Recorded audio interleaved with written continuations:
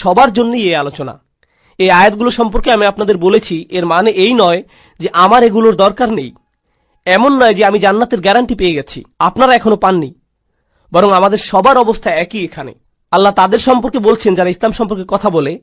আল্লাহ বলছেন, ওমান আহসানু ক্বালাম মিম্মান দাআ ইলাল্লাহ ওয়া আমিলা সলিহান ওয়া ক্বালা ইন্নানি মিনাল মুসলিমিন।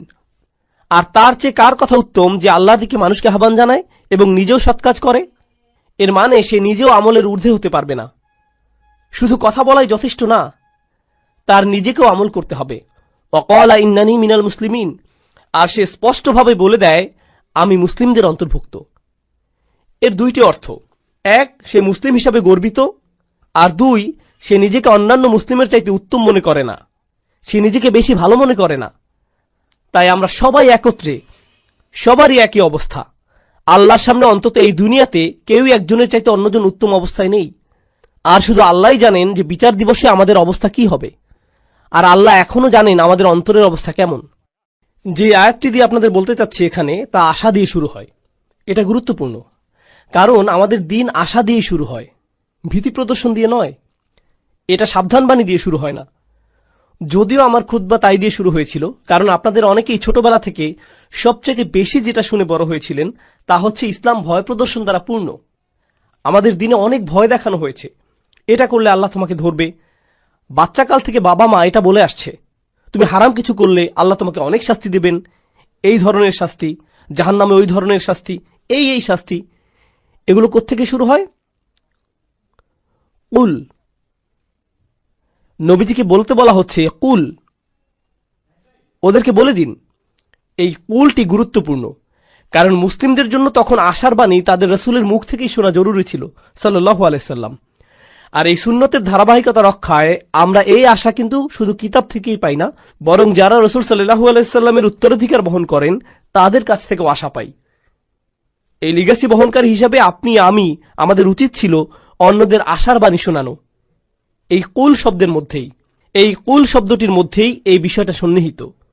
কুল ইয়া ইবাদিয়াল্লাযীনা আসরাফু আলা আনফুসিহিম, তাদেরকে বলে দিন আমার বান্দারা, আমার দাস, আমার বান্দা যারা নিজেদের বিরুদ্ধে চলে গিয়েছ। আরবিতে ইসরাফ মানে সীমা অতিক্রম করা, উচিতের বাইরে চলে যাওয়া। যদি আপনি বেশি খেয়ে খাবার গলা পর্যন্ত চলে এসেছে এমন অবস্থা হয়, তাহলে আপনি খাদ্য গ্রহণে ইসরাফ করেছেন, বেশি খেয়ে ফেলেছেন। যেখানে বেশি খরচ করা উচিত নয় সেখানে অতিরিক্ত খরচ করে ফেললে আপনি খরচই ইসরাফ করেছেন। প্রতিশোধ নিতে গিয়ে কারো উপরে চরের বিপরীতে যদি 10 গুণ চর দিয়ে বসেন, তাহলে আপনি প্রতিশোধ গ্রহণে ইসরাফ করলেন। ইসরাফ মানে বাড়াবাড়ি করে ফেলা।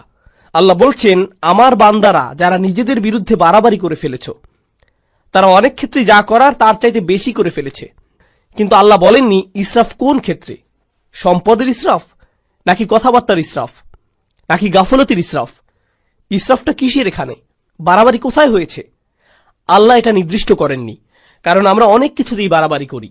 আপনি অতিরিক্ত অলস হতে পারেন, আপনি বাড়াবাড়িভাবে রাগী হতে পারেন, আপনি অতিরিক্ত লোভী হতে পারেন, আপনি অনেক কিছুতেই বাড়াবাড়ি করতে পারেন, অনেক কিছুতে অতিরিক্ত করতে পারেন। আর আল্লাহ বলছেন তোমরা যেই বাড়াবাড়ি করে ফেলেছো নিজেদের বিরুদ্ধে, এটা আরেকটা জিনিস। আল্লাহ কিন্তু বলতে পারতেন ইয়া ইবাদিয়াল্লাযীনা আযলামু, যারা পাপ করেছো, যারা ইরতাকাবু সাইয়্যাতু, পাপ কাজ সংগ্রহ করেছো। না, বরং বললেন আসরাফু আলা আনফুসিহিম। এটা কি ইঙ্গিত দিচ্ছে? ইসরাফ হয় যখন কেউ নিজের জন্য বেশি বেশি চায়, আর নিজের জন্য বেশি চাবার কারণে আপনি ভাবছেন এটার ফলে আপনি বেশি কিছু পাবেন। আর আল্লাহ এই আয়াতের বাস্তবতা বলছেন, তিনি বললেন আসরাফু আলা আনফুসিহিম, তিনি লি আনফুসিহিম বলেননি। তিনি বলেছেন তোমরা নিজেদের বিরুদ্ধে বাড়াবাড়ি করেছ, নিজের জন্য করনি। তুমি ভাবছিলে তুমি গিয়ে সীমা অতিক্রম করেছ কারণ এতে তোমার জন্য কিছু থাকবে, কিন্তু বাস্তবতা হলো প্রত্যেকবার এমনটা করার সময় এটা তোমার বিরুদ্ধেই গিয়েছে। আলা আনফুসিহিম লা তাকনাতু মির রাহমাতিল্লাহ। তুমি যদি এটা মেনে নাও, আর আমি যদি মেনে নেই যে আমরা কিছু জিনিস বাড়াবাড়ি করেছি, কিছু জিনিসের সীমা অতিক্রম করেছি, তাহলে আল্লাহ বলছেন কোনোভাবেই আশাহত হইও না। এটা হলো সিদ্দাতুল ইয়াইস আল কুনুত। সিদ্দাতুল ইয়াইস, প্রচন্ড হতাশা, খুবই বিষণ্ণতা। এখানে কি শিখতে পারছি? গুনাহ, মন্দ কাজ, এগুলো আমাদেরকে হতাশ করে দেয়। তারা এমন অনুভূতি আনে যে আল্লাহ তো আর আমাকে ক্ষমা করবেন না, আমার অবস্থা তো খুব খারাপ, তাই না? ক্ষমা চাবার অর্থটাই বা আর কি? আমি কি করছি জানেন? আমি কি কি কাজ করি সেগুলো জানেন? আপনি না জানলেই ভালো ভাই, আমি খুবই খারাপ। আর এই সময় ভাবছেন, এই সময় এসে ক্ষমা চাবার মানেটাই বাকি। আর আল্লাহ জানেন এই চিন্তাগুলো ওসব মন্দ কাজের থেকে উৎপন্ন হয়। আবার কেউ বলে, ক্ষমা চাওয়া নিয়ে আমি আর ভাবতে পারবো না। আসলে যারা ভালো মানুষ তারা তো ইস্তেগফার ইত্যাদি করে, আমি তো অনেক অনেক খারাপ কাজের মধ্যে জড়িত। তাছাড়া এসব থেকে দূরে থাকবো সেটাও না, একেবারেই আশাহীন হয়ে যাও। তাছাড়া এসব থেকে দূরে থাকবো সেটাও আপাতত হচ্ছে না। আল্লাহ বলছেন, লা তাকনাতু মির রহমাতিল্লাহ, নিজেদেরকে আলাদা করে ফেলো না, আশাহত হয়েও না, একেবারে আশাহীন হয়ে যেও না আল্লাহর ভালোবাসা, যত্ন আর ক্ষমা থেকে। আল্লাহ তোমাকে ভালোবাসা বন্ধ করেননি, তোমার খেয়াল রাখাও বন্ধ করেননি। এমন কখনোই না যে আল্লাহ তোমার প্রতি ক্ষমা দেখাতে আর আগ্রহী নন, এমন কিছুই না। আপনি নিজেকে বলেন, আল্লাহ মনে হয় আমাকে শাস্তি দিতেই চান। না, এটা আপনার ধারণা, আল্লাহ বলেননি, আপনি বলছেন। আল্লাহ কোরআনে কখনোই বলেন না যে আপনাকে শাস্তি দিতে চান, বরং তিনি উল্টোটাই বলেন, মা ইয়াফআলুল্লাহু বিআযাবিকুম, আপনাকে শাস্তি দিয়ে আল্লাহর কি লাভ? তিনি কেন শাস্তি দিবেন আপনাকে? হুবহু এটাই বলেছেন আল্লাহ। দেখুন, কিছুদিন আগেই অসাধারণ এক হাদিস পড়েছি, এটা আমার দৃষ্টিভঙ্গি একেবারেই বদলে দিয়েছে। আপনাদেরকে এটা আগেও বলেছি যে আল্লাহ আমাদের সকলের জন্যই জান্নাতে ঘর বানিয়েছেন, প্রত্যেকটি মানুষের জন্যই, মুসলিম বলেন অমুসলিম বলেন সবাই, আমাদের প্রত্যেকের জন্যই জান্নাতে একটি বাড়ি বানানো আছে, আমাদের জন্যই অপেক্ষা করছে। একটি পরিবার অপেক্ষা করছে সেখানে। কেউ কেউ পরিবার বলতে বোঝেন যে তিনি আপনার আর আপনার পরিবারের জন্য জান্নাতের গ্যারান্টি আগেই দিয়ে রেখেছেন। শুধু কিছু মানুষ যেতেই চায় না, কিছু মানুষ জান্নাতেই যেতে চায় না, আর তাই জান্নাতে অনেক খালি বাসা পড়ে থাকবে যখন মানুষজন যাবে। আর আল্লাহ বলছেন এই ঘরগুলো উত্তরাধিকার হিসেবে মুমিনদেরকে দেয়া হবে। উলাইকা হুমুল ওয়ারিসুন, সেগুলোকে মুমিনদের জন্য উত্তরাধিকার হিসেবে দেয়া হবে। যারা নিজের পরিবার সহ জান্নাতে আনন্দ করতে চায়নি তাদের ঘর। আল্লাহ কোরআনে বলছেন, আল্লাযীনা খাসিরু আনফুসাহুম ওয়া আহলিহিম ইয়াওমাল কিয়ামাহ, যারা নিজেদের আর নিজেদের পরিবারকেও হারিয়ে ফেলেছে বিচার দিবসে। নিজের পরিবারকে কিভাবে বিচার দিবসে হারিয়ে ফেলে? কারণ পরিবার তো অপেক্ষাই করছিল, পরিবার তো জান্নাতেই ছিল, সুন্দর এক জীবন তো ছিল ওখানে। তাই আল্লাহ আযজা ওয়া জাল্লা এই আয়াতে বলছেন, ইন্নাল্লাহা ইয়াগফিরুয যুনুবা জামিআ। দয়া করে খোলা কানে এই আয়াতগুলো শুনুন। রমজানের আর যে কয়দিন বাকি আছে সেগুলোর সুযোগ নিন, নিজেদের জন্য আর আপনার পরিবারের জন্য হলেও। ইন্নাল্লাহা ইয়াগফিরুয যুনুবা জামিআ, আল্লাহ ক্ষমা করে দিবেন সমস্ত গুনাহ, সব একত্রেই। আর এটা কোরআনের একটা মিরাকল। কোরআনের সবচেয়ে বড় উপহারগুলোর একটি এই যে আল্লাহ বলেছেন জুনুব, তিনি সাইয়্যাত বলেননি। কারণ আরবিতে সাইয়্যাত হলো গুনাহ, আর জুনুব তার চাইতে ছোট। আর আল্লাহ বলছেন তিনি ছোটগুলোকেও ঢেকে রাখবেন। আসলে ছোটগুলোর নাকচ করা বড়গুলোকেও অন্তর্ভুক্ত করে ফেলে। যেমন আল্লাহ যদি বলেন আমি তোমার বড় গুনাহগুলো মাফ করে দেব, এর মানে তিনি ছোট গুনাহগুলো হয়তো বাদ দেবেন। তিনি বলছেন আমি তোমার ক্ষুদ্রতম গুনাহটিকেও ক্ষমা করব, তোমার আমলনামা এতই পরিষ্কার করে দেব যে তাতে একটুও দাগ থাকবে না, সবকিছু চলে যাবে জামিআন, সবকিছু একত্রেই। ইন্নাহু হুয়াল গফুরুর রহিম, কোনো সন্দেহ নেই তিনিই একমাত্র যিনি প্রচণ্ডভাবে ক্ষমাশীল, প্রচণ্ড ক্ষমাশীল তিনি। আর তিনি সর্বক্ষণই প্রেমময়ী, সর্বক্ষণই করুণাময়, সর্বক্ষণই যত্নশীল। এটাই ক্ষমার ব্যাপারে প্রথম বার্তা দেবার কথা ছিল। আল্লাহ সবকিছু মাফ করে দিতে প্রস্তুত, আল্লাহ আপনার সবকিছু একেবারে নতুন করে শুরু করতে প্রস্তুত। তবে সেটাই কিন্তু একমাত্র নয়। কেউ এই আয়াত পড়ে ভাবলো এটাই আয়াতটির বার্তা। না না না না, দেখুন আমের বা নির্দেশ কিন্তু এখনো চলছে। তাই পরে আয়াতটি পড়ার পদ্ধতি হল, উল ইয়া ইবাদিয়াল্লাযীনা আসরাফু আলা আনফুসিহিম আনিবু ইলা রাব্বিকুম। এটা ঠিক এমনই, এভাবেই বোঝানো হচ্ছে। এর মানে হলো আমার বান্দারা, এখন যেহেতু জানো যে আমি সবকিছুই ক্ষমা করে দেব, আমার কাছে ফিরে আসো, নিজের মালিকের কাছে ফিরে আসো। এই বার্তার পরের অংশ এটাই।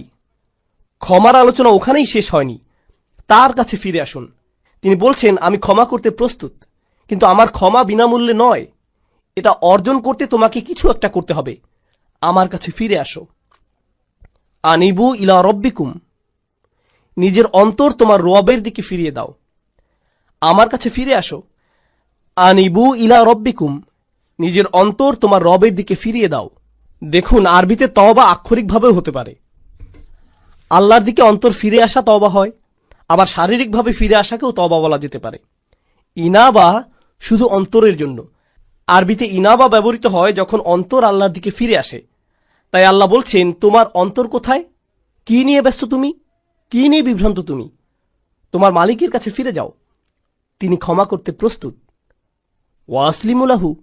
এরপর তিনি বলছেন, যেহেতু তোমার অন্তর আমাকে দিয়েছ, এখন তোমার সত্তাকেও আমার প্রতি সমর্পণ করো।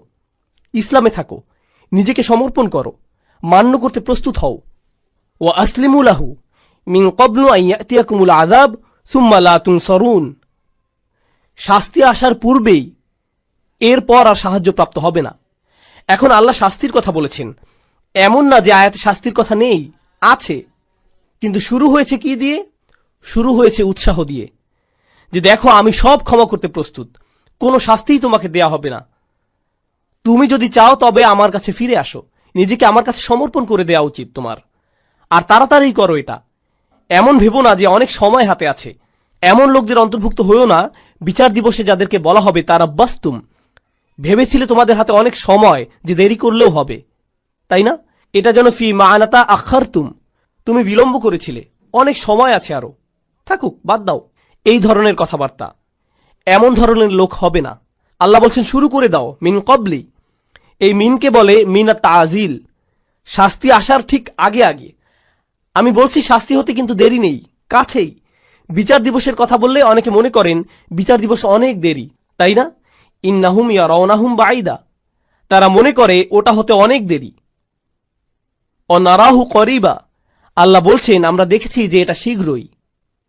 কিন্তু আমাদের প্রত্যেকে আমরা কখন যাব? আমরা কি ঈদের দিন আদৌ দেখতে পাবো? কে জানে? কে জানে আমরা কবে যাব? কে জানে মৃত্যুর ফেরেশতার কাছে আল্লাহ কি লিখে দিয়েছেন? আমরা পার্কিং লট পর্যন্তও কি যেতে পারবো? কে জানে? আমরা কেউ জানি না। আর আমাদের মৃত্যু হলেই মান মাতা ফাকাদ কামা কিয়ামাহু, যে চলে যায়, যেই মারা যায় তার কিয়ামত শুরু হয়ে যায়। আপনার কিয়ামতের জন্য ইয়ামুল কিয়ামা, পুনরুত্থান দিবসের জন্য অপেক্ষা করতে হবে না। এক সেকেন্ডেরই ব্যাপার এটা। আর ফেরেশতা যখন চলে আসবেন তিনি বলবেন না, ও সরি, আপনার 5টা একটা মিটিং আছে না, তাহলে পরে আসছি। এমনটা কিন্তু হবে না। যখন যাবার সময় চলে আসবে যেতেই হবে, কোনো দেরি হবে না। তাই আল্লাহ বলছেন আর দেরি করো না, নিজের অন্তরকে আমার দিকে ফিরিয়ে আনতে আর সমর্পণ করতে বিলম্ব করো না। ওয়া আনিবু ইলা রাব্বিকুম ওয়া আসলিমু লাহু। তাছাড়া আমাদের দিনের সৌন্দর্যটা দেখুন। কেউ যদি খুতবাতে বসে বসে সিদ্ধান্ত নেয় যে সে আল্লাহর দিকে ফিরে আসবে, সে এখনো কিন্তু কিছুই করেনি। সে কিন্তু এখনো তার জীবনধারা সম্পর্কিত কিছুই বদলায়নি। সে এখনো তার আয়ের উৎস নিয়েও কিছু করেনি, কিংবা তার আচরণেও পরিবর্তন আসেনি। সে শুধু অন্তরে নিয়ত করেছে যে সে ভিন্ন মানুষ হয়ে যাবে, আর সে বের হয়ে যাবার সময় কিংবা সে তার পরিবারের সাথে দেখা করার আগেই আল্লাহ হয়তো তার জীবন নেবার সিদ্ধান্ত নিলেন। সে ক্ষমা পেয়ে যাবে। সে তো পরিষ্কার, সে আল্লাহর দিকে ফিরে এসেছিল, এটাই যথেষ্ট। সুবহানাল্লাহ।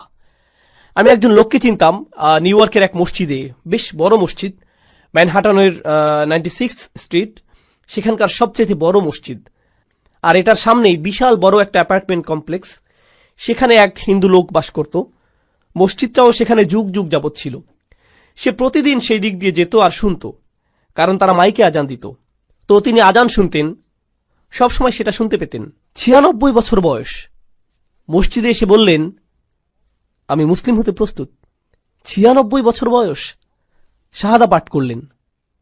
2 দিন পর মারা গেলেন। 96 বছরের শিরক, 96 বছরের গাফলা। এরপর তিনি আল্লাহর কাছে ফিরে এলেন, সেটাই যথেষ্ট হয়ে গেল। সব পাপ মুছে ফেলা হলো, সকল মন্দ কাজকে ভালো কাজে পরিণত করে ফেলা হলো তার জন্য। ইন্না লিল্লাহি ওয়া ইন্না ইলাইহি রাজিউন। এটাই আল্লাহর দয়া কারো প্রতি, এটাই আল্লাহর ভালোবাসা, যে চলে যাবার পূর্বেই আল্লাহ তাদের ফিরে আসতে দেন। ওয়া আনিবু ইলা রাব্বিকুম। এটা শুধু অমুসলিমদের প্রতি আহ্বান নয়, আমাদের জন্যও। আমাদেরও আল্লাহর কাছে ফিরতে হবে। এমন মনে করবেন না যে আমি শুধু খুব আধুনিকতাবাদী লিবারেলদের উদ্দেশ্যে কথাগুলো বলছি। এখানকার ধার্মিকদের উদ্দেশ্যে বলছি না, হিজাব সহ বোন কিংবা দাড়িওয়ালা সেই ভাইটির উদ্দেশ্যে না, না না না, সবার উদ্দেশ্যেই বলছি। আল্লাহ কিন্তু বিচার দিবসে আমাদের চেহারা দেখবেন না, আল্লাহ দেখবেন আমাদের অন্তরে কি আছে। আমাদের দেখতে কিছু করতে বেশি ধার্মিক ধার্মিক মনে হয়, তার মানে এই নয় যে আমরা অন্যের চাইতে ভালো অবস্থানে আছি। এটা শুধু আল্লাহই ভালো জানেন। ও আসলিমু লাহু মিন ক্বাবলু আন ইয়াতিয়াকুমুল আযাব সুম্মা লা তুনসারুন। অত্তাবিউ, আদেশ এখনো চলছে। তোমাদের মধ্যে যারা পাপী, অত্তাবিউ আহসানা মা উনজিলা ইলাইকুম মির রাব্বিকুম। কি যে সুন্দর! আল্লাহ বলছেন, তোমাদের যা দেয়া হয়েছে তার সর্বোত্তমটি অনুসরণ করো, তোমাদের প্রতি নাজিলকৃতর মধ্যে সর্বোত্তমটি। এর অর্থ কি হয়? এর অর্থ হলো কোরআন। এর আগেই ওহী নাজিল হয়েছিল, কিন্তু মানুষের প্রতি নাজিলকৃত সর্বোত্তমটি হলো আল্লাহর এই কিতাব। আর কোনো কিছুই এর চাইতে উত্তম নয়। তোমরা কেন এর অনুসরণ করছো না? আল্লাহ এই আয়াতে আমাদের বলছেন, যারা তার দিকে ফিরে আসতে চায়, তার দিকে ফিরে আসার রাস্তাটি হলো তার কিতাবের অনুসরণ করা। আর না বুঝে কোনো মানচিত্র তো আপনি অনুসরণ করতে পারবেন না। আপনি দিক না চিনলে মানচিত্র কিভাবে অনুসরণ করবেন? আপনার আমার এই কিতাবের সাথে সরাসরি সম্পর্ক করা দরকার। যদি আপনি এই কিতাবটিকে উপেক্ষা করে চলছেন, তবে এই আয়াত আপনার জন্য। আপনি আমি যদি ক্ষমা চাই, তবে এই কোরআনের সাথে সরাসরি সম্পর্ক করতে হবে। এটা পড়ুন, কি বলতে চাচ্ছে সেটা বোঝার চেষ্টা করুন, আন্তরিকতার সাথে আল্লাহর কাছে দোয়া করুন, হে আল্লাহ, এই কিতাব বুঝতে আমাদেরকে সাহায্য করুন। আমি অনুবাদ পড়ছি, কিছুই বুঝছি না, আমাকে এর ব্যাখ্যা বুঝতে সাহায্য করুন। আপনি কি বলতে চাচ্ছেন আমাকে বলুন। ইয়া আল্লাহ, আরবি শিখা আমার জন্য সহজ করে দিন, যেন আমি আপনার কিতাবের সাথে সম্পর্ক করতে পারি। আল্লাহ আপনার জন্য সহজ করে দিবেন। তিনি করবেন না এমন হবে না। সমস্ত মানব জাতির প্রতি এটা খোলা দাওয়াত। তিনি বলেছেন তিনি সহজ করে দিবেন। আমি তো এটা আপনার জন্য সহজ করে দিতে পারবো না, আল্লাহ পারবেন। ওয়ালাকাদ ইয়াসসারনাল কুরআনা লিযিকরি। তিনি বলছেন আমরা তো কোরআন সহজ করে দিয়েছি। তিনি বলেননি লিল আরব। তিনি শুধু আরবদের জন্য সহজ করে দেননি, বরং পুরো মানব জাতির জন্য সহজ করেছেন। এটাই তার ওয়াদা। তাই তাকে কিছু আন্তরিকতা দেখান, নিজের পক্ষ থেকে কিছু প্রেরণা দেখান যে আপনি প্রস্তুত, যে আমিও ফিরে যেতে চাই। আপনি দেখতে পাবেন দরজা তার থেকেই খুলে আসছে। অত্তাবিউ আহসানা মা উনজিলা ইলাইক মির রাব্বিকুম। যা পাঠানো হয়েছে তার সর্বোত্তম অনুসরণ করো। অর্থাৎ এই কিতাবের চাইতে উত্তম বার্তা, উত্তম উপদেশ তো কখনোই তোমরা পেতে পারতে না। কোন মুসলিমের এই কিতাবের সাথে সরাসরি সম্পর্ক থাকা মানে উপদেশ পাবার জন্য সবসময় কেউ না কেউ থাকা, তার অন্তরকে শান্ত করার জন্য কেউ না কেউ সবসময় আছে। আপনি কোরআনের যে কোনো পৃষ্ঠা খুলে পড়া শুরু করুন, শান্তি আর সুখ পাবেন। আপনি খুশুখুজুর সাথে সালাত আদায় করুন আর আল্লাহর কথাগুলো তিলাওয়াত করুন, এমন সমাধান পেয়ে যাবেন যেটা কল্পনাও করেননি। আল্লাহর কথার মাধ্যমেই সেটা চলে আসবে আপনার কাছে। কোরআন অসীম, সর্বক্ষণ প্রাসঙ্গিক। এটা এমন একটা কিতাব যেটা সর্বকালেই উপযুক্ত, আক্ষরিকভাবেই। কলেজে থাকতে আমি এক বন্ধুর সাথে এই এক্সপেরিমেন্ট করেছিলাম। তাকে বললাম, বন্ধু, সবাই তো বলে কোরআন হেদায়েত, চলো একটা এক্সপেরিমেন্ট করি। প্রত্যেকবার আমাদের কোনো সমস্যা হলেই চলো কোরআনের কোনো একটা পৃষ্ঠা খুলে পড়া শুরু করি, দেখি কোনো সমাধান পাই কিনা। আমরা এমন 2-3 মাস যাবত করলাম, আর সুবহানাল্লাহ, আমরা প্রতিদিন মেলাতাম। আমি এটা পেয়েছি, এই সমস্যা হয়েছিল, আর এই আয়াত পেয়েছি, আর আমি এটা খুঁজছিলামও না, শুধু কোরআন পড়ছিলাম আর সেটা চলে এলো। এটাই আমার জন্য আল্লাহর সমাধান। দেখলেন, আমার জন্য আল্লাহর উপদেশ এটা। সুবহানাল্লাহ, কি অসাধারণ ব্যাপার! এমনই তো হবার কথা ছিল। আমাদেরকে দেয়ার এর চাইতে উত্তম আর সুন্দর জিনিস আর কি হতে পারে, তাই না? এরপর আল্লাহ বলছেন, অত্তাবিউ আহসানা মা উনজিলা ইলাইক মির রাব্বিকুম মিন ক্বাবলি আন ইয়াতিয়াকুমুল আযাবু বাগতাতান ওয়া আনতুম লা তাশউরুন। শাস্তি তোমার উপর আসার আগেই, হঠাৎ করে, তুমি কিছু বোঝার আগেই। অন্য কথায়, যারা আল্লাহর কথাগুলো জানে এরপরেও আল্লাহর দিকে ফিরে আসার চিন্তা করে না, তাদের শাস্তি তো আসবেই। কারণ আল্লাহ তো তাদের রাস্তা দেখিয়েছেন। দেখো, আমি তোমাদেরকে ক্ষমা করতে চাই, এই যে নাও কিতাব, নাও এটা। আপনি যদি না নেন তবে আল্লাহকে এরপর দোষ দিতে পারবেন না। তাই পরের আয়াতগুলো হলো যাদের ক্ষমা নিয়ে ভুল ধারণা আছে তাদের সম্পর্কে। এটাই হলো ক্ষমার আসল বুঝ। এই রাস্তাতে আপনার যাবার কথা। আল্লাহ ক্ষমা করতে প্রস্তুত আছেন, যদি আপনি পিছনে ফিরে আপনার বাড়াবাড়ির জীবন, গুনাহের জীবন ছেড়ে চলে আসতে চান তার কাছে। আর যদি ওহির মধ্যে সর্বোত্তম ওহির অনুসরণ করতে চান, যদি তা করতে চান, তাহলে ক্ষমার দরজা খোলা আছে। তবে আপনি আশায় পরিপূর্ণ থাকবার কথা। আল্লাহ আমাদের সবাইকে ক্ষমার যোগ্য বানিয়ে দিন। এরপর অন্যদিকে যখন হঠাৎ করে শাস্তি চলে আসে, আচ্ছা দেখুন, এগুলো সবকিছুই কিন্তু বহু বচনে ছিল, আয়াতটি ছিল বহু বচনে। এর মানে কি জানেন? যে পুরো সমাজকে বলা হচ্ছে যেন ঠিক হয়ে যায়, যে আমাদের একে অন্যকে আল্লাহর নিকটবর্তী হবার ব্যাপারে উৎসাহ দেবার কথা, আমাদের একে অপরকে পেছনে ফেলে আসার কথা না। কিন্তু একটি দিন আসছে, যখন সেই দিন আসবে কোনো সমাজ তখন থাকবে না, আমরা সবাই সেদিন একা হব, সবাই বলবো নফসি নফসি, আমি নিজে আমি নিজে। সেদিন কোনো একত্রিত পরিবার থাকবে না। দেখুন, আমরা পরিবার সহ বেড়াতে যাই, সবাই মিলে একত্রে গাড়িতে উঠি, সবাই একসাথে যাই, কিন্তু সেই সফরে সবাই একাই ভ্রমণ করবে, আপনি আপনার পরিবারের সাথে থাকবেন না, এমনটা আর হবে না। আর সেই দিনে এখন আয়াতগুলো সব এক বচনে, তাই সে বলছে আন তাকুলা নাফসুন ইয়া হাসরাতা আলা মা ফাররাতা ফি জামবিল্লাহ ওয়া ইন কুনতু লামিনাস সাখিরিন। এই আয়াতগুলো এতটাই প্রাসঙ্গিক, আল্লাহে আমি অনেক ইমেইল পাই যাদের এমন কোনো সমস্যা, আমি তো অবাক, ১,৫০০ বছর পরেও সমস্যাগুলো বদলে যায়নি। সেদিন এমন লোকও থাকবে যারা বলবে, হে আল্লাহ, ইয়া হাসরাতা শেষের আটি ইয়াতেও রূপান্তরিত হতে পারল না, কারণ ইয়া মুস্কি হাসির কাছাকাছি। লোকটি তার কারাহা, তার হুজুনের জন্য ইয়া উচ্চারণ করতে পারছে না। হায় হায়, কি অনুশোচনা আমার, এ কি করে ফেললাম আমি। এমনটাই সে বলছে, ইয়া হাসরাতা আলা মা ফাররাতু ফি জামবিল্লাহ, যে আমার থেকে যা আশা করা হয়েছিল তার চাইতে অনেক কম করে ফেলেছি। আল্লাহর উপস্থিতিতেই, আল্লাহর সান্নিধ্যেই। আপনাদেরকে বুঝিয়ে বলার চেষ্টা করছি এখানে কি বলছে। আল্লাহ শুরুতে বলেছিলেন, তোমরা শুধু বাড়াবাড়ি করো, তোমরা সীমা অতিক্রম করো শুধু, আর শুধুমাত্র সেসব জিনিসই তোমরা ছাড়াছাড়ি করো যেগুলো আল্লাহ চান যে তোমরা করো। এটাকে বলে তাফরিদ, প্রত্যাশা থেকে কম করা। আর ওই লোকটি, আয় হায়, আমি প্রত্যাশা থেকে কম করে ফেলেছি, ঠিক আল্লাহর সংস্রবে থেকেই। আর আল্লাহর সংস্রব মানে কি? ফি জামবিল্লাহ। কুরআন বলছে ওয়াসাহিবিহি বিল জাম্ব, যে আপনার পাশেই বসে আছে। জাম্ব মানে আল্লাহর ঠিক সাথেই। আপনি মসজিদের কাছেই থাকতেন, আপনি মুসলিমদের পাশেই বসে আল্লাহর কিতাব থেকে উপদেশ শুনতেন, আপনি কোরআনের তেলাওয়াতও শুনতে পেতেন, আপনার পরিবারের লোকেরা আপনাকে নসিহত দেওয়ার চেষ্টা করত, আর সবাই আপনাকে এভাবে আল্লাহ সংস্রব দিত। আল্লাহ সংস্রব মানে প্রথমত আল্লাহ নিজেই নিকটবর্তী, ফাইন্নী করিব। দ্বিতীয়ত যারা আপনাকে আল্লাহ স্মরণ করিয়ে দিত তাদেরকে দূরে ঠেলে দিতেন। আরে যা করছি যাও তো, আরে যা করছি করতে দাও তো, আমি কি করব তোমাকে বলতে হবে না, উপদেশ দেওয়া বন্ধ করো, আমার দরকার নেই উপদেশের, আমি ঠিক আছি, ভালোই আছি, আমার বাণী শোনার দরকার নেই এখন। লোকটি বলছে, হায় হায়, কি করলাম আমি কিভাবে শৈথল্য করলাম, আমি সহজেই উতরে যেতে পারতাম। এরপর সে কারণ দর্শাচ্ছে।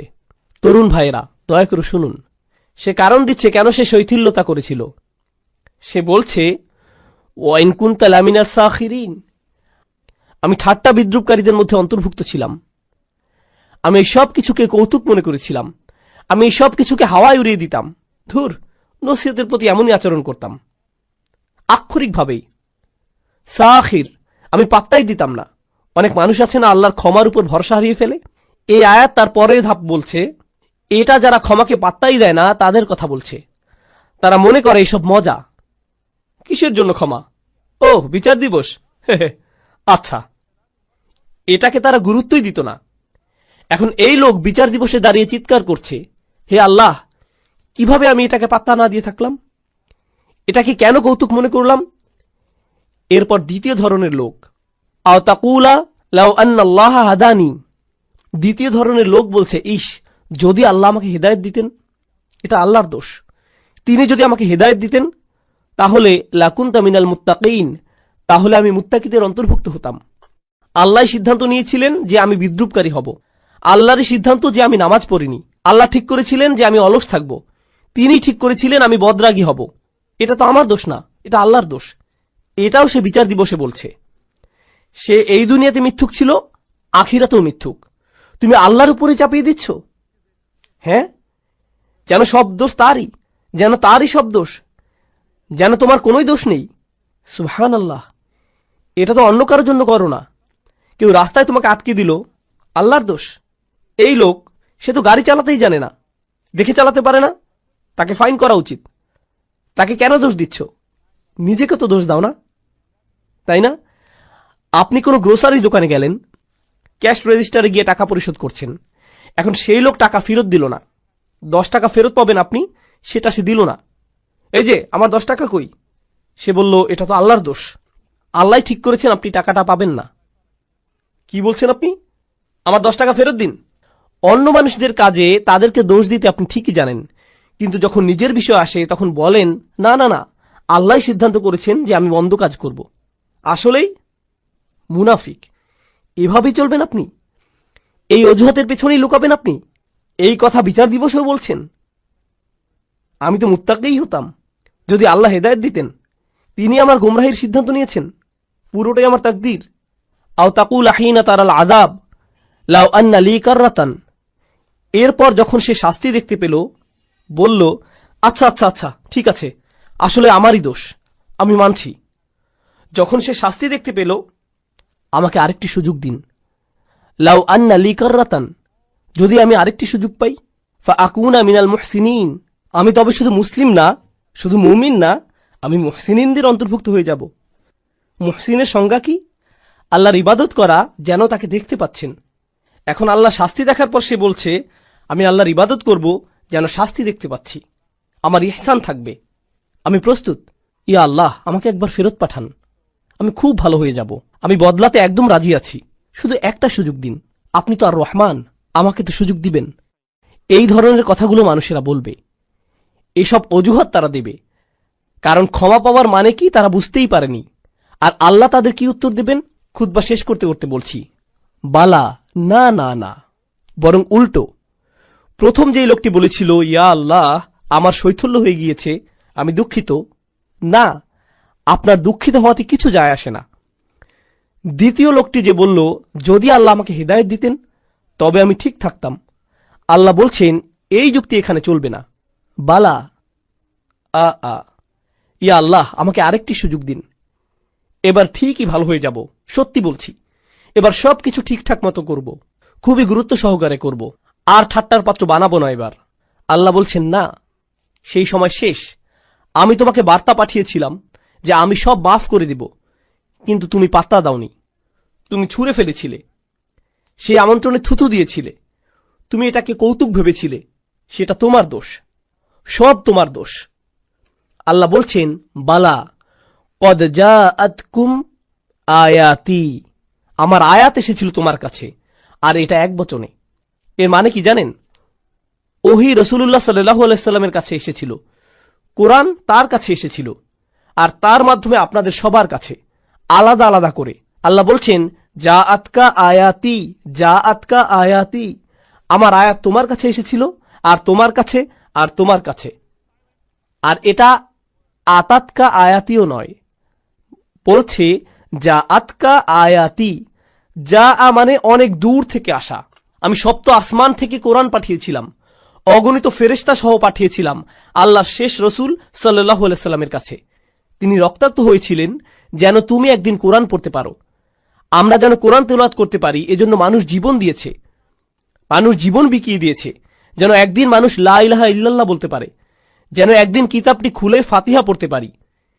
সে আয়াত তোমার কাছে এসেছিল, ফাকাযযাবতা বিহি, আর তুমি ভেবেছিলে এই সবকিছুই মিথ্যে, সেগুলো উপেক্ষা করেছ। অস্তাকবারতা, তুমি অহংকারপূর্ণ ছিলে, আমার বাণীর প্রতি আর আমার কিতাবের প্রতি অহংকার করেছিলে।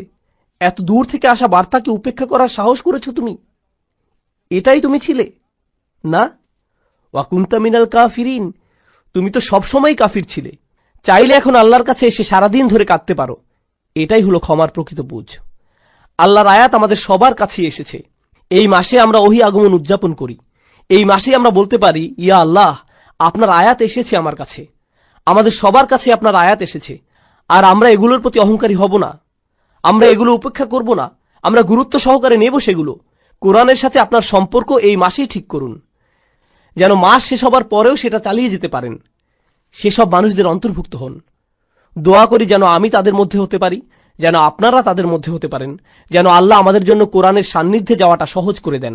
যত দিন যায় আরো কাছে যেন যেতে পারি, অলসতা যেন আমাদের কখনো ছুতে না পারে। এই উপহার, এই ভালোবাসা কোরআনের প্রতি যা আল্লাহ আমাদেরকে দিয়েছেন, সেটা যেন আমরা সবার কাছে ছড়িয়ে দিতে পারি, সেই দোয়া করছি। এই উপহারের মহত্ব ও গুরুত্ব যেন আমরা আমাদের সন্তানদের মাঝে ছড়িয়ে দিতে পারি, তাদের মধ্যেও যেন এই ভালোবাসা গড়ে ওঠে। আপনার বাচ্চাকে ভিডিও গেম কিনে দিলে কত খুশি হয় খেয়াল করেছেন? তাদের চেহারার আনন্দ লক্ষ্য করেছেন? ঈদ আসছে, তাদেরকে আমরা খেলনা দেব, তখন তাদের চেহারার আনন্দ দেখেন, কত খুশি তারা। কিভাবে চিৎকার করছে। এটাকে আরবিতে ফারাহ বলে। আল্লাহ কোরআন সম্পর্কে বলছেন, ফাবিযালিকা ফালিয়াফরাহু, এই কোরআনের কারণেই তোমাদের উচিত খুশিতে উৎফুল্ল হওয়া। কোথায় সেই খুশি? কোরআন নিয়ে সেই আনন্দ কোথায়? আমাদের কিভাবে নবীজি সাল্লাল্লাহু আলাইহি সাল্লাম বলবেন, ইয়া আহলাল কোরআন, হে কোরআনের মানুষ, কোরআনের লোকজন, সেটা কোথায়? আজকেই ঠিক করার সময়। কালকের জন্য অপেক্ষা করবেন না, আজ রাতের জন্য অপেক্ষা করবেন না। কোরআনের মানুষ হয়ে যান, আল্লাহর নিকটবর্তী হবার মতো মানুষ হয়ে যান, তার ক্ষমা অর্জন করে নিন, তার আমন্ত্রণ গ্রহণ করুন। আল্লাহ যেন আমাদের সবাইকে তার ক্ষমা, তার ভালোবাসা, তার করুণার যোগ্য বানিয়ে দিন। যেন আল্লাহ আয্যা ওয়া জাল্লা আমাদের সবাইকে, আমাদের সন্তানদেরকে, আমাদের পিতামাতা, আমাদের আত্মীয়দের তার জান্নাতে প্রবেশ করিয়ে দিন। আল্লাহ আয্যা ওয়া জাল্লা যেন সকল মুসলিমদের সকল ভুল মাফ করে দেন। আল্লাহ আয্যা ওয়া জাল্লা যেন সমস্ত রোজা, সকল ইবাদত কবুল করে নেন, এমনকি যেগুলো ভুলে ভরা, অলসতায় ভরা, সেগুলোও আল্লাহ যেন আমাদের সবাইকে তেমন বানিয়ে দিন। বিচার দিবসে তার ছায়ার নিচে দাঁড়ানোর তৌফিক দিন। আমরা কি উপায়ে বিভ্রান্তিহীন মানুষ হতে পারি? আমরা কিভাবে নিশ্চিতভাবে জানতে পারি যে আমরা সঠিক পথেই যাচ্ছি, যে আমরা আসলে আল্লাহর ক্ষমা ভিক্ষা চাচ্ছি? আর একদিকে আপনারা যদি শুধু এই ধরনের আয়াতই পড়েন, তবে আপনি পুরোপুরি বিষণ্ণগ্রস্ত হয়ে যাবেন, যে যাই করি না কেন কিছুই যায় আসে না। আমি জানিও না বিচার দিবসের দেয়ালটি কি ঠিক দিকে থাকবে নাকি ভুল দিকটায়। আমি জানি না আমার তাওবা কি আসলে আন্তরিক নাকি কৃত্রিম। আমি জানি না। তাহলে কিভাবে জানতে পারি? কোরআনের একটি স্থান নিয়ে এত এত আলিম কথা বলেছেন, কোরআনের এত এত স্পেশালিস্ট মুতাদাব্বিরিন এটা নিয়ে কথা বলেছেন যে এই স্থানে আল্লাহর ক্ষমাপ্রাপ্তির বিষয়টা সবচেয়ে বিস্তারিতভাবে আলোচনা করা হয়েছে। ইসলামে ক্ষমার দর্শনের পুরো বিষয়টি ব্যাপকভাবে একটি স্থানে আলোচিত হয়েছে। এটা হচ্ছে সূরাতুজ জুমার। আর আমি এখান থেকে কিছু জিনিস প্রথমে আমার নিজের জন্য, এরপর সবার উদ্দেশ্যে আলোচনা করছি। যেমন এই খুতবার শুরুতেই বলেছি যে আমাদের সবার জন্যই এই আলোচনা। এই আয়াতগুলো সম্পর্কে আমি আপনাদের বলেছি, এর মানে এই নয় যে আমার এগুলোর দরকার নেই। এমন নয় যে আমি জান্নাতের গ্যারান্টি পেয়ে গেছি, আপনারা এখনো পাননি। বরং আমাদের সবার অবস্থা একই এখানে। আল্লাহ তাদের সম্পর্কে বলছেন যারা ইসলাম সম্পর্কে কথা বলে। আল্লাহ বলছেন, ওমান আহসানু ক্বালাম মিম্মান দাআ ইলাল্লাহ ওয়া আমিলা সলিহান ওয়া ক্বালা ইন্নানি মিনাল মুসলিমিন। আর তার চেয়ে কার কথা উত্তম যে আল্লাহর দিকে মানুষকে আহ্বান জানায় এবং নিজেও সৎ কাজ করে? এর মানে সে নিজেও আমলের ঊর্ধ্বে হতে পারবে না। শুধু কথা বলাই যথেষ্ট না, তার নিজেকেও আমল করতে হবে। ওয়া ক্বালা ইন্নানি মিনাল মুসলিমিন, আর সে স্পষ্টভাবে বলে দেয় আমি মুসলিমদের অন্তর্ভুক্ত। এর দুইটি অর্থ। এক, সে মুসলিম হিসাবে গর্বিত, আর দুই, সে নিজেকে অন্যান্য মুসলিমের চাইতে উত্তম মনে করে না, সে নিজেকে বেশি ভালো মনে করে না। তাই আমরা সবাই একত্রে, সবারই একই অবস্থা। আল্লাহর সামনে অন্তত এই দুনিয়াতে কেউই একজনের চাইতে অন্যজন উত্তম অবস্থায় নেই। আর শুধু আল্লাহই জানেন যে বিচার দিবসে আমাদের অবস্থা কি হবে। আর আল্লাহ এখনো জানেন আমাদের অন্তরের অবস্থা কেমন। যে আয়াতটি দিয়ে আপনাদের বলতে চাচ্ছি এখানে, তা আশা দিয়ে শুরু হয়। এটা গুরুত্বপূর্ণ, কারণ আমাদের দিন আশা দিয়ে শুরু হয়, ভীতি প্রদর্শন দিয়ে নয়। এটা সাবধানবাণী দিয়ে শুরু হয় না।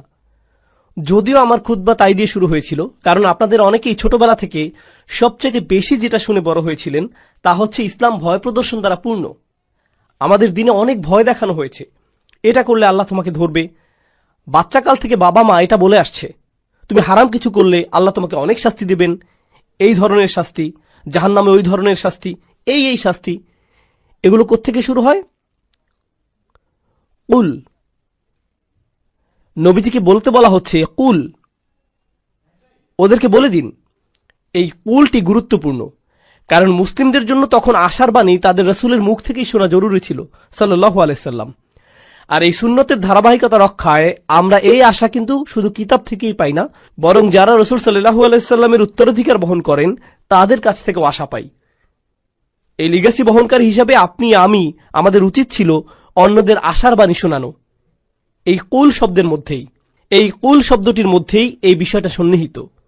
কুল ইয়া ইবাদিয়াল্লাযীনা আসরাফু আলা আনফুসিহিম, তাদেরকে বলে দিন আমার বান্দারা, আমার দাস, আমার বান্দা যারা নিজেদের বিরুদ্ধে চলে গিয়েছ। আরবিতে ইসরাফ মানে সীমা অতিক্রম করা, উচিতের বাইরে চলে যাওয়া। যদি আপনি বেশি খেয়ে খাবার গলা পর্যন্ত চলে এসেছে এমন অবস্থা হয়, তাহলে আপনি খাদ্য গ্রহণে ইসরাফ করেছেন, বেশি খেয়ে ফেলেছেন। যেখানে বেশি খরচ করা উচিত নয় সেখানে অতিরিক্ত খরচ করে ফেললে আপনি খরচে ইসরাফ করেছেন। প্রতিশোধ নিতে গিয়ে কারো উপরে চরের বিপরীতে যদি 10 গুণ চর দিয়ে বসেন, তাহলে আপনি প্রতিশোধ গ্রহণে ইসরাফ করলেন। ইসরাফ মানে বাড়াবাড়ি করে ফেলা। আল্লাহ বলছেন, আমার বান্দারা যারা নিজেদের বিরুদ্ধে বাড়াবাড়ি করে ফেলেছ, তারা অনেক ক্ষেত্রে যা করার তার চাইতে বেশি করে ফেলেছে। কিন্তু আল্লাহ বলেননি ইসরাফ কোন ক্ষেত্রে, সম্পদের ইসরাফ, নাকি কথাবার্তার ইসরাফ, নাকি গাফলতির ইসরাফ। ইসরাফটা কিসের এখানে, বাড়াবাড়ি কোথায় হয়েছে?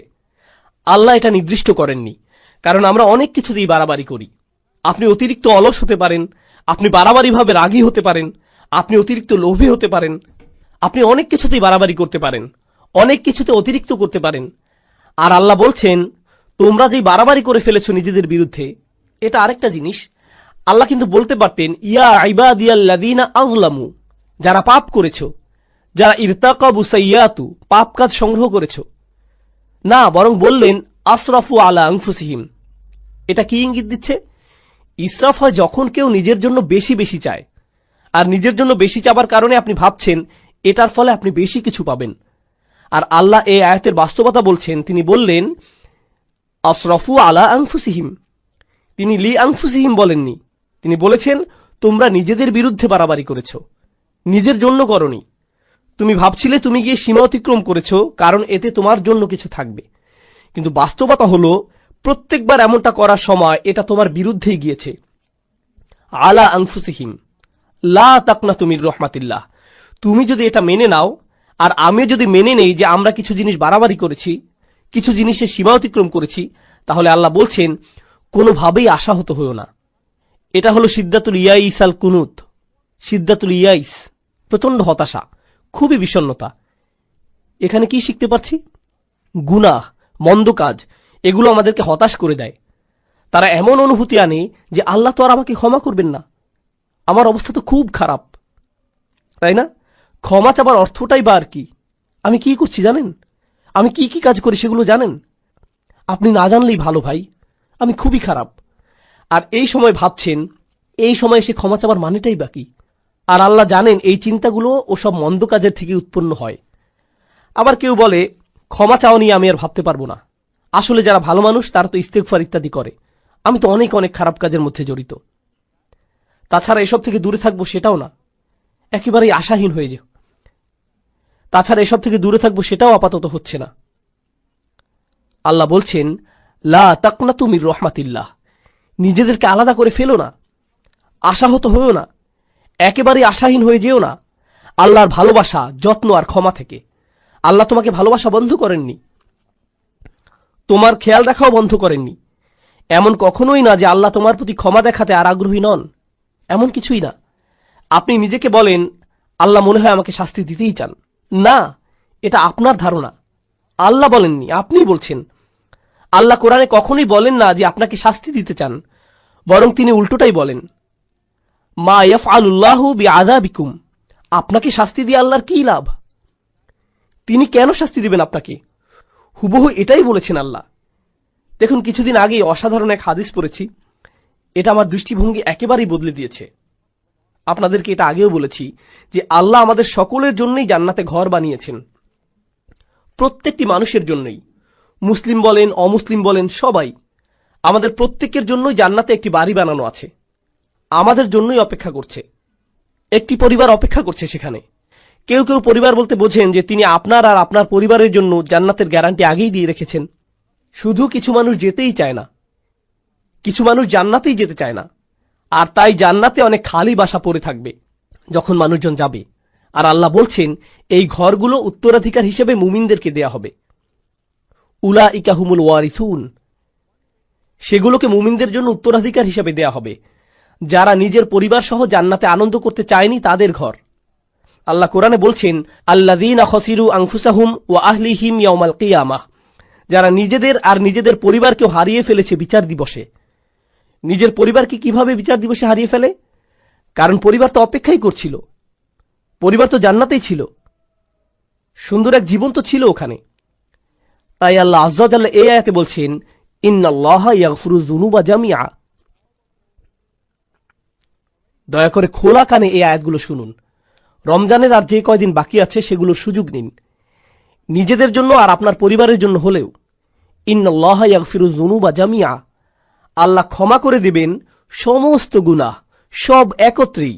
আর এটা কোরআনের একটা মিরাকল। কোরআনের সবচেয়ে বড় উপহারগুলোর একটি এই যে আল্লাহ বলেছেন জুনুব, তিনি সাইয়্যাত বলেননি।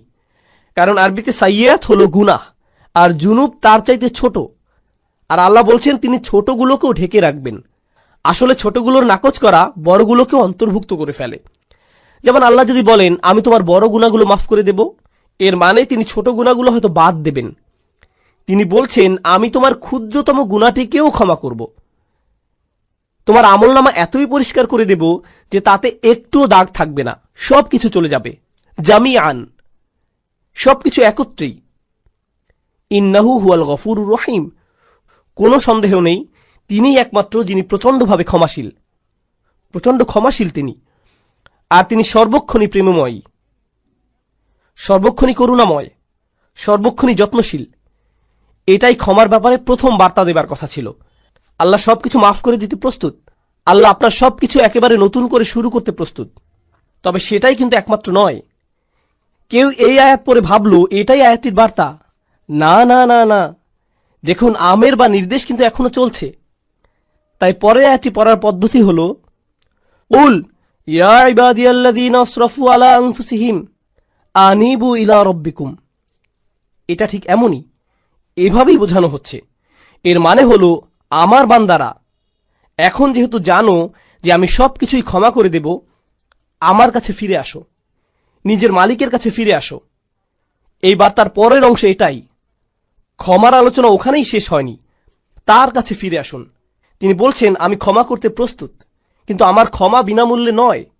এটা অর্জন করতে তোমাকে কিছু একটা করতে হবে। আমার কাছে ফিরে আসো। আনিবু ইলা রব্বিকুম, নিজের অন্তর তোমার রবের দিকে ফিরিয়ে দাও। আমার কাছে ফিরে আসো।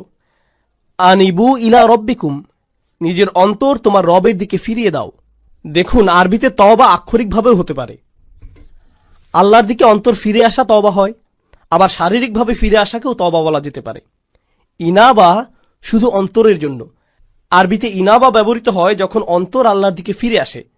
তাই আল্লাহ বলছেন তোমার অন্তর কোথায়, কি নিয়ে ব্যস্ত তুমি, কি নিয়ে বিভ্রান্ত তুমি? তোমার মালিকের কাছে ফিরে যাও, তিনি ক্ষমা করতে প্রস্তুত। ওয়াসলিমু লাহু, এরপর তিনি বলছেন যেহেতু তোমার অন্তর আমাকে দিয়েছ, এখন তোমার সত্তাকেও আমার প্রতি সমর্পণ করো, ইসলামে থাকো, নিজেকে সমর্পণ করো, মান্য করতে প্রস্তুত হও। ওয়া আসলিমু লাহু মিন ক্বাবলু আন ইয়াতিয়াকুমুল আযাব সুম্মা লা তুনসারুন, শাস্তি আসার পূর্বেই এরপর আর সাহায্যপ্রাপ্ত হবে না। এখন আল্লাহ শাস্তির কথা বলেছেন, এমন না যে আয়াতে শাস্তির কথা নেই, আছে। কিন্তু শুরু হয়েছে কি দিয়ে? শুরু হয়েছে উৎসাহ দিয়ে, যে দেখো আমি সব ক্ষমা করতে প্রস্তুত, কোনো শাস্তিই তোমাকে দেয়া হবে না। তুমি যদি চাও তবে আমার কাছে ফিরে আসো, নিজেকে আমার কাছে সমর্পণ করে দেওয়া উচিত তোমার। আর তাড়াতাড়ি করো এটা। এমন ভেবো না যে অনেক সময় হাতে আছে। এমন লোকদের অন্তর্ভুক্ত হয়েও না বিচার দিবসে যাদেরকে বলা হবে তারা বাস্তুম, ভেবেছিলে তোমাদের হাতে অনেক সময় যে দেরি করলেও হবে, তাই না? এটা যেন ফি মানাতা আখারতুম, তুমি বিলম্ব করেছিলে, অনেক সময় আছে আরো, থাকুক, বাদ দাও। এই ধরনের কথাবার্তা, এমন ধরনের লোক হবে না। আল্লাহ বলছেন শুরু করে দাও মিন কবলি। এই মিনকে বলে মিনাত তাজিল, শাস্তি আসার ঠিক আগে আগে। আমি বলছি শাস্তি হতে কিন্তু দেরি নেই, কাছেই। বিচার দিবসের কথা বললে অনেকে মনে করেন বিচার দিবস অনেক দেরি, তাই না? ইন্নাহুম ইয়ারাউনাহুম বাঈদা, তারা মনে করে ওটা হতে অনেক দেরি। অনারাহু করিবা, আল্লাহ বলছেন আমরা দেখেছি যে এটা শীঘ্রই। কিন্তু আমাদের প্রত্যেকে আমরা কখন যাব? আমরা কি ঈদের দিন আদৌ দেখতে পাবো? কে জানে? কে জানে আমরা কবে যাব? কে জানে মৃত্যুর ফেরেশতার কাছে আল্লাহ কি লিখে দিয়েছেন? আমরা পার্কিং লট পর্যন্তও কি যেতে পারবো? কে জানে? আমরা কেউ জানি না।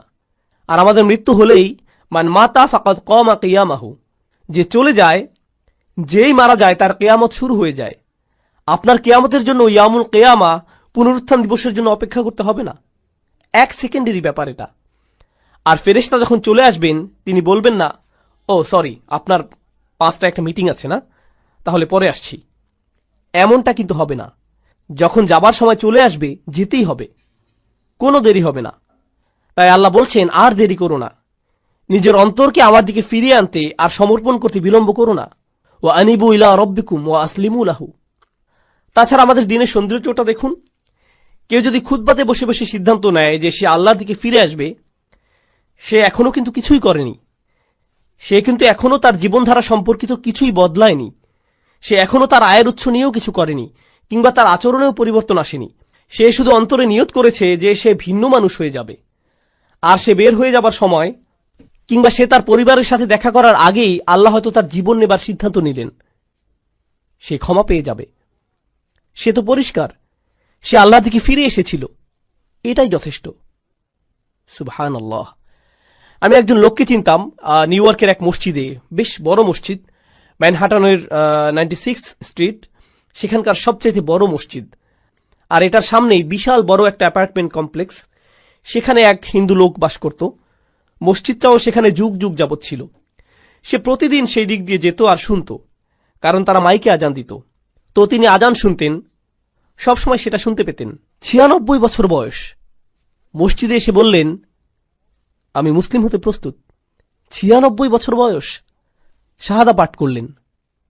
2 দিন পর মারা গেলেন। 96 বছরের শিরক, 96 বছরের গাফলা। এরপর তিনি আল্লাহর কাছে ফিরে এলেন, সেটাই যথেষ্ট হয়ে গেল। সব পাপ মুছে ফেলা হলো, সকল মন্দ কাজকে ভালো কাজে পরিণত করে ফেলা হলো তার জন্য। ইন্না লিল্লাহি ওয়া ইন্না ইলাইহি রাজিউন। এটাই আল্লাহর দয়া, কারো প্রতি এটাই আল্লাহর ভালোবাসা যে চলে যাবার পূর্বেই আল্লাহ তাদের ফিরে আসতে দেন। ওয়া আনিবু ইলা রাব্বিকুম।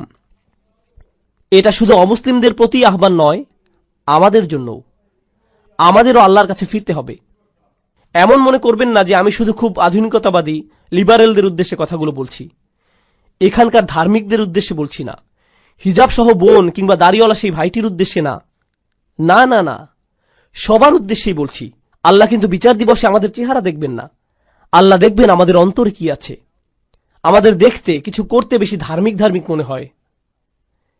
তার মানে এই নয় যে আমরা অন্যের চাইতে ভালো অবস্থানে আছি, এটা শুধু আল্লাহই ভালো জানেন। ওয়া আসলিমু লাহু মিন ক্বাবলু আন ইয়াতিয়াকুমুল আযাব সুম্মা লা তুনসারুন। অত্তাবিউ, আদেশ এখনো চলছে। তোমাদের মধ্যে যারা পাপী, অত্তাবিউ আহসানা মা উনজিলা ইলাইকুম মির রাব্বিকুম। কি যে সুন্দর! আল্লাহ বলছেন, তোমাদের যা দেয়া হয়েছে তার সর্বোত্তমটি অনুসরণ করো। তোমাদের প্রতি নাজিলকৃতর মধ্যে সর্বোত্তমটি। এর অর্থ কি হয়? এর অর্থ হলো কোরআন। এর আগেই ওহী নাজিল হয়েছিল, কিন্তু মানুষের প্রতি নাজিলকৃত সর্বোত্তমটি হলো আল্লাহর এই কিতাব। আর কোনো কিছুই এর চাইতে উত্তম নয়। তোমরা কেন এর অনুসরণ করছো না? আল্লাহ এই আয়াতে আমাদের বলছেন, যারা তার দিকে ফিরে আসতে চায়, তার দিকে ফিরে আসার রাস্তাটি হলো তার কিতাবের অনুসরণ করা। আর না বুঝে কোনো মানচিত্র তো আপনি অনুসরণ করতে পারবেন না। আপনি দিক না চিনলে মানচিত্র কিভাবে অনুসরণ করবেন? আপনার আমার এই কিতাবের সাথে সরাসরি সম্পর্ক করা দরকার। যদি আপনি এই কিতাবটিকে উপেক্ষা করে চলছেন, তবে এই আয়াত আপনার জন্য। আপনি আমি যদি ক্ষমা চাই, তবে এই কোরআনের সাথে সরাসরি সম্পর্ক করতে হবে। এটা পড়ুন, কি বলতে চাচ্ছে সেটা বোঝার চেষ্টা করুন। আন্তরিকতার সাথে আল্লাহর কাছে দোয়া করুন, হে আল্লাহ, এই কিতাব বুঝতে আমাদেরকে সাহায্য করুন। আমি অনুবাদ পড়ছি, কিছুই বুঝছি না, আমাকে এর ব্যাখ্যা বুঝতে সাহায্য করুন। আপনি কি বলতে চাচ্ছেন আমাকে বলুন। ইয়া আল্লাহ, আরবি শিখা আমার জন্য সহজ করে দিন, যেন আমি আপনার কিতাবের সাথে সম্পর্ক করতে পারি। আল্লাহ আপনার জন্য সহজ করে দিবেন। তিনি করবেন না এমন হবে না। সমস্ত মানব জাতির প্রতি এটা খোলা দাওয়াত। তিনি বলেছেন তিনি সহজ করে দিবেন। আমি তো এটা আপনার জন্য সহজ করে দিতে পারবো না, আল্লাহ পারবেন। ওয়ালাকাদ ইয়াসসারনাল কুরআনা লিযিকরি। তিনি বলছেন আমরা তো কোরআন সহজ করে দিয়েছি। তিনি বলেননি লিল আরব। তিনি শুধু আরবদের জন্য সহজ করে দেননি, বরং পুরো মানব জাতির জন্য সহজ করেছেন। এটাই তার ওয়াদা। তাই তাকে কিছু আন্তরিকতা দেখান, নিজের পক্ষ থেকে কিছু প্রেরণা দেখান যে আপনি প্রস্তুত, যে আমিও ফিরে যেতে চাই। আপনি দেখতে পাবেন দরজা তার থেকেই খুলে আসছে। অত্তাবিউ আহসানা মা উনজিলা ইলাইক মির রাব্বিকুম। যা পাঠানো হয়েছে তার সর্বোত্তম অনুসরণ করো। অর্থাৎ এই কিতাবের চাইতে উত্তম বার্তা, উত্তম উপদেশ তো কখনোই তোমরা পেতে পারতে না। কোন মুসলিমের এই কিতাবের সাথে সরাসরি সম্পর্ক থাকা মানে উপদেশ পাবার জন্য সবসময় কেউ না কেউ থাকা। তার অন্তরকে শান্ত করার জন্য কেউ না কেউ সবসময় আছে। আপনি কোরআনের যে কোনো পৃষ্ঠা খুলে পড়া শুরু করুন, শান্তি আর সুখ পাবেন। আপনি খুশুখুশুর সাথে সালাত আদায় করুন, আর আল্লাহর কথাগুলো তিলাওয়াত করুন, এমন সমাধান পেয়ে যাবেন যেটা কল্পনাও করেননি। আল্লাহর কথার মাধ্যমেই সেটা চলে আসবে আপনার কাছে। কোরআন অসীম, সর্বক্ষণ প্রাসঙ্গিক। এটা এমন একটা কিতাব যেটা সর্বকালে উপযুক্ত, আক্ষরিকভাবেই। কলেজে থাকতে আমি এক বন্ধুর সাথে এই এক্সপেরিমেন্ট করেছিলাম। তাকে বললাম, বন্ধু, সবাই তো বলে কোরআন হেদায়েত, চলো একটা এক্সপেরিমেন্ট করি। প্রত্যেকবার আমাদের কোনো সমস্যা হলেই চলো কোরআনের কোনো একটা পৃষ্ঠা খুলে পড়া শুরু করি, দেখি কোনো সমাধান পাই কিনা। আমরা এমন 2-3 মাস যাবৎ করলাম, আর সুবহানাল্লাহ, আমরা প্রতিদিন মেলাতাম। আমি এটা পেয়েছি, এই সমস্যা হয়েছিল, আর এই আয়াত পেয়েছি, আর আমি এটা খুঁজছিলামও না, শুধু কোরআন পড়ছিলাম, আর সেটা চলে এলো। এটাই আমার জন্য আল্লাহর সমাধান। দেখলেন, আমার জন্য আল্লাহর উপদেশ এটা। সুবহানাল্লাহ, কি অসাধারণ ব্যাপার! এমনই তো হবার কথা ছিল। আমাদেরকে দেয়ার এর চাইতে উত্তম আর সুন্দর জিনিস আর কি হতে পারে, তাই না? এরপর আল্লাহ বলছেন, ওয়াত্তাবিউ আহসানা মা উনজিলা ইলাইক মির রাব্বিকুম মিন ক্বাবলি আন ইয়াতিয়াকুমুল আযাবু বাগতাতান ওয়া আনতুম লা তাশউরুন। শাস্তি তোমার উপর আসার আগেই, হঠাৎ করে, তুমি কিছু বোঝার আগেই। অন্য কথায়, যারা আল্লাহর কথাগুলো জানে, এরপরেও আল্লাহর দিকে ফিরে আসার চিন্তা করে না, তাদের শাস্তি তো আসবেই। কারণ আল্লাহ তো তাদের রাস্তা দেখিয়েছেন। দেখো, আমি তোমাদেরকে ক্ষমা করতে চাই, এই যে নাও কিতাব, নাও এটা। আপনি যদি না নেন তবে আল্লাহকে এরপর দোষ দিতে পারবেন না। তাই পরের আয়াতগুলো হলো যাদের ক্ষমা নিয়ে ভুল ধারণা আছে তাদের সম্পর্কে। এটাই হলো ক্ষমার আসল বুঝ। এই রাস্তাতেই আপনার যাবার কথা। আল্লাহ ক্ষমা করতে প্রস্তুত আছেন, যদি আপনি পিছনে ফিরে আপনার বাড়াবাড়ির জীবন, গুনাহের জীবন ছেড়ে চলে আসতে চান তার কাছে। আর যদি ওহির মধ্যে সর্বোত্তম ওহির অনুসরণ করতে চান, যদি তা করতে চান, তাহলে ক্ষমার দরজা খোলা আছে। তবে আপনি আশায় পরিপূর্ণ থাকবার কথা। আল্লাহ আমাদের সবাইকে ক্ষমার যোগ্য বানিয়ে দিন। এরপর অন্যদিকে যখন হঠাৎ করে শাস্তি চলে আসে, আচ্ছা দেখুন, এগুলো সবকিছুই কিন্তু বহু বচনে ছিল, আয়াতটি ছিল বহু বচনে। এর মানে কি জানেন? যে পুরো সমাজকে বলা হচ্ছে যেন ঠিক হয়ে যায়, যে আমাদের একে অন্যকে আল্লাহর নিকটবর্তী হবার ব্যাপারে উৎসাহ দেবার কথা, আমাদের একে অপরকে পেছনে ফেলে আসার কথা না। কিন্তু একটি দিন আসছে, যখন সেই দিন আসবে, কোনো সমাজ তখন থাকবে না। আমরা সবাই সেদিন একা হব, সবাই বলবো নাফসি নাফসি, আমি নিজে, আমি নিজে। সেদিন কোনো একত্রিত পরিবার থাকবে না। দেখুন, আমরা পরিবার সহ বেড়াতে যাই, সবাই মিলে একত্রে গাড়িতে উঠি, সবাই একসাথে যাই, কিন্তু সেই সফরে সবাই একাই ভ্রমণ করবে। আপনি আপনার পরিবারের সাথে থাকবেন না, এমনটা আর হবে না। আর সেই দিনে এখন আয়াতগুলো সব এক বচনে। তাই সে বলছে, আন তাকুলা নাফসুন ইয়া হাসরাতা আলা মা ফাররাতা ফি জামবিল্লাহ ওয়া ইন কুনতু লামিনাস সাখিরিন। এই আয়াতগুলো এতটাই প্রাসঙ্গিক, আল্লাহে, আমি অনেক ইমেইল পাই যাদের এমন কোনো সমস্যা, আমি তো অবাক। ১,৫০০ বছর পরেও সমস্যাগুলো বদলে যায়নি। সেদিন এমন লোকও থাকবে যারা বলবে, হে আল্লাহ, ইয়া হাসরাতা, শেষের আটি ইয়াতেও রূপান্তরিত হতে পারল না, কারণ ইয়া মুচকি হাসির কাছাকাছি। লোকটি তার কারাহা, তার হুজুনের জন্য ইয়া উচ্চারণ করতে পারছে না। হায় হায়, কি অনুশোচনা আমার, এ কি করে ফেললাম আমি। এমনটাই সে বলছে, ইয়া হাসরাতা আলা মা ফাররাতু ফি জামবিল্লাহ, যে আমার থেকে যা আশা করা হয়েছিল তার চাইতে অনেক কম করে ফেলেছি। আল্লাহর উপস্থিতিতেই, আল্লাহর সান্নিধ্যেই। আপনাদেরকে বুঝিয়ে বলার চেষ্টা করছি এখানে কি বলছে। আল্লাহ শুরুতে বলেছিলেন, তোমরা শুধু বাড়াবাড়ি করো, তোমরা সীমা অতিক্রম করো শুধু, আর শুধুমাত্র সেসব জিনিসই তোমরা ছাড়াছাড়ি করো যেগুলো আল্লাহ চান যে তোমরা করো। এটাকে বলে তাফরিদ, প্রত্যাশা থেকে কম করা। আর ওই লোকটি, আয় হায়, আমি প্রত্যাশা থেকে কম করে ফেলেছি, ঠিক আল্লাহর সংস্রবে থেকেই। আর আল্লাহর সংস্রব মানে কি? ফি জামবিল্লাহ। কুরআন বলছে ওয়াসাহিবিহি বিল জাম্ব, যে আপনার পাশেই বসে আছে। জাম্ব মানে আল্লাহর ঠিক সাথেই। আপনি মসজিদের কাছেই থাকতেন, আপনি মুসলিমদের পাশেই বসে আল্লাহর কিতাব থেকে উপদেশ শুনতেন, আপনি কোরআনের তেলাওয়াতও শুনতে পেতেন, আপনার পরিবারের লোকেরা আপনাকে নসিহত দেওয়ার চেষ্টা করত, আর সবাই আপনাকে এভাবে আল্লাহর সংস্রব দিত। আল্লাহর সংস্রব মানে প্রথমত আল্লাহ নিজেই নিকটবর্তী, ফাইন্নী করিব। দ্বিতীয়ত যারা আপনাকে আল্লাহ স্মরণ করিয়ে দিত তাদেরকে দূরে ঠেলে দিতেন। আরে যা করছি যাও তো, আরে যা করছি করতে দাও তো, আমি কি করব তোমাকে বলতে হবে না, উপদেশ দেওয়া বন্ধ করো, আমার দরকার নেই উপদেশের, আমি ঠিক আছি, ভালোই আছি, আমার বাণী শোনার দরকার নেই এখন। লোকটি বলছে, হায় হায়, কি করলাম আমি কিভাবে শৈথল্য করলাম, আমি সহজেই উতরে যেতে পারতাম। এরপর সে কারণ দর্শাচ্ছে। তরুণ ভাইয়েরা, দয়া করে শুনুন, সে কারণ দিচ্ছে কেন সে শৈথিল্যতা করেছিল। সে বলছে, ওয়াইন কুনতা লামিনাস সাখিরিন, আমি ঠাট্টা বিদ্রুপকারীদের মধ্যে অন্তর্ভুক্ত ছিলাম। আমি এই সব কিছুকে কৌতুক মনে করেছিলাম। আমি এই সব কিছুকে হাওয়ায় উড়িয়ে দিতাম। ধুর, নসিহতের প্রতি এমনই আচরণ করতাম। আক্ষরিকভাবেই সাখির, আমি পাত্তাই দিতাম না। অনেক মানুষ আছে না আল্লাহর ক্ষমার উপর ভরসা হারিয়ে ফেলে। এই আয়াত তার পরের ধাপ বলছে, এটা যারা ক্ষমাকে পাত্তাই দেয় না তাদের কথা বলছে। তারা মনে করে এইসব মজা। কিসের জন্য ক্ষমা? ও, বিচার দিবস, আচ্ছা। এটাকে তারা গুরুত্বই দিত না।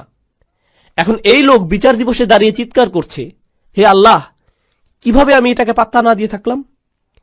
এটাকে কেন কৌতুক মনে করলাম?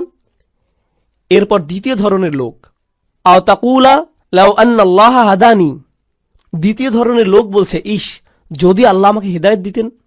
এটা আল্লাহর দোষ। তিনি যদি আমাকে হেদায়েত দিতেন তাহলে লাকুনতা মিনাল মুত্তাকিন, তাহলে আমি মুত্তাকিদের অন্তর্ভুক্ত হতাম। আল্লাহ সিদ্ধান্ত নিয়েছিলেন যে আমি বিদ্রুপকারী হব। আল্লাহরই সিদ্ধান্ত যে আমি নামাজ পড়িনি। আল্লাহ ঠিক করেছিলেন যে আমি অলস থাকব। তিনি ঠিক করেছিলেন আমি বদরাগী হব। এটা তো আমার দোষ না, এটা আল্লাহর দোষ। এটাও সে বিচার দিবসে বলছে। সে এই দুনিয়াতে মিথ্যুক ছিল, আখিরাতেও মিথ্যুক। তুমি আল্লাহর উপরে চাপিয়ে দিচ্ছ। হ্যাঁ, যেন সব দোষ তারই, যেন তারই সব দোষ, যেন তোমার কোনোই দোষ নেই। সুবহানাল্লাহ, এটা তো অন্য কারোর জন্য করো না। কেউ রাস্তায় তোমাকে আটকে দিল, আল্লাহর দোষ। এই লোক, সে তো গাড়ি চালাতেই জানে না, দেখে চালাতে পারে না, তাকে ফাইন করা উচিত। তাকে কেন দোষ দিচ্ছ? নিজেকে তো দোষ দাও না, তাই না? আপনি কোনো গ্রোসারি দোকানে গেলেন, ক্যাশ রেজিস্টারে গিয়ে টাকা পরিশোধ করছেন। এখন সেই লোক টাকা ফেরত দিল না। 10 টাকা ফেরত পাবেন আপনি, সেটা সে দিল না। এই যে আমার 10 টাকা কই? সে বলল, এটা তো আল্লাহর দোষ। আল্লাহ ঠিক করেছেন আপনি টাকাটা পাবেন না। কি বলছেন আপনি? আমার 10 টাকা ফেরত দিন। অন্য মানুষদের কাজে তাদেরকে দোষ দিতে আপনি ঠিকই জানেন, কিন্তু যখন নিজের বিষয় আসে তখন বলেন, না না না, আল্লাহ সিদ্ধান্ত করেছেন যে আমি মন্দ কাজ করব। আসলেই মুনাফিক। এভাবেই চলবেন আপনি? এই অজুহাতের পেছনেই লুকাবেন আপনি? এই কথা বিচার দিবসেও বলছেন? আমি তো মুত্তাকিই হতাম যদি আল্লাহ হেদায়েত দিতেন। তিনি আমার গোমরাহির সিদ্ধান্ত নিয়েছেন। পুরোটাই আমার তাকদীর। আও তাকুল হিনা তারাল আযাব লাউ আন্না লি কাররাতান। এরপর যখন সে শাস্তি দেখতে পেল, বলল, আচ্ছা আচ্ছা আচ্ছা, ঠিক আছে, আসলে আমারই দোষ, আমি মানছি। যখন সে শাস্তি দেখতে পেল, আমাকে আরেকটি সুযোগ দিন। লাউ আন্না লি কাররাতান, যদি আমি আরেকটি সুযোগ পাই, ফা আকুনা মিনাল মুহসিনিন, আমি তবে শুধু মুসলিম না, শুধু মুমিন না, আমি মুহসিনিনদের অন্তর্ভুক্ত হয়ে যাব। মুহসিনের সংজ্ঞা কি? আল্লাহর ইবাদত করা যেন তাকে দেখতে পাচ্ছেন। এখন আল্লাহ শাস্তি দেখার পর সে বলছে, আমি আল্লাহর ইবাদত করব যেন শাস্তি দেখতে পাচ্ছি, আমার ইহসান থাকবে। আমি প্রস্তুত। ইয়া আল্লাহ, আমাকে একবার ফেরত পাঠান, আমি খুব ভালো হয়ে যাব। আমি বদলাতে একদম রাজি আছি, শুধু একটা সুযোগ দিন। আপনি তো আর রহমান, আমাকে তো সুযোগ দিবেন।